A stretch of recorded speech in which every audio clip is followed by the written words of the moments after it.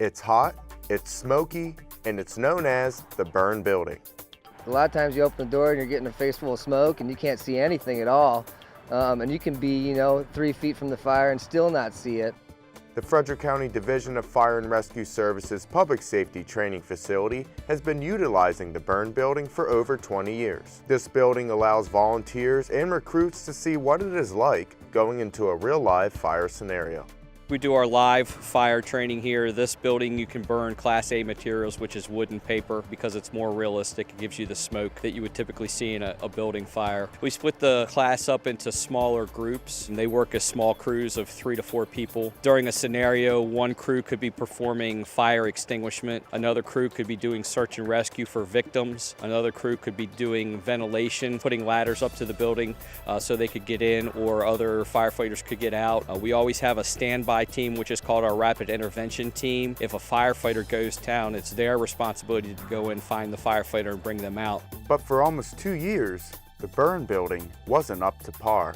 The existing building had a sprayed-in concrete type material as the fireproofing. Over the years, the fireproofing began to deteriorate. It would get moisture in it, and then when we would conduct our live fires, that moisture would expand, and we started to see failures of that fireproofing.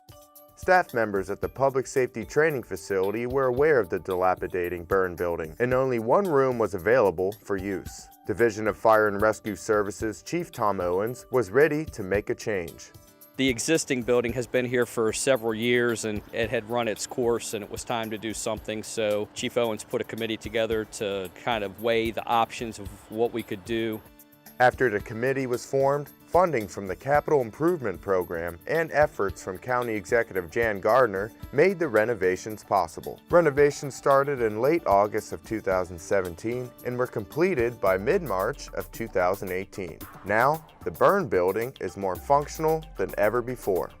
During the committee that Chief Owens put together, they came up with a combination of the two, where to add the addition to the back and to renovate the existing fireproofing in the old building, which meant the installation of the high temperature lining heat refracted tile. So that's in both the new and the old building. So the older building was just roughly about 30 by 30 square feet. It had 3 burn rooms in it. The addition is the part in the back. We've gained an additional 2 burn rooms into that, with the potential of a 3rd. On the back part, the addition is to replicate a garden-style apartment, which we see in the city. So it gives us a little bit more options where we can do different types of drills.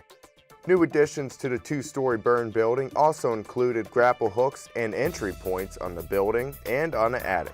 Staff members and recruits from DFRS, as well as volunteers, are pleased with the new burn building, and they all believe that training performed in the burn building prepares them for the road ahead.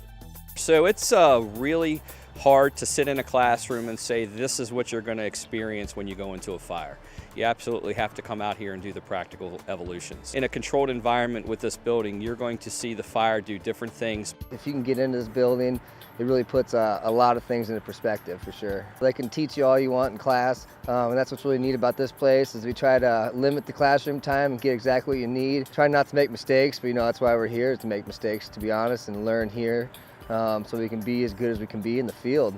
If you would like to find out more information about the burn building, visit Frederick County Division of Fire and Rescue Services website at www.frederickcountymd.gov/DFRS or call 301-600-1536.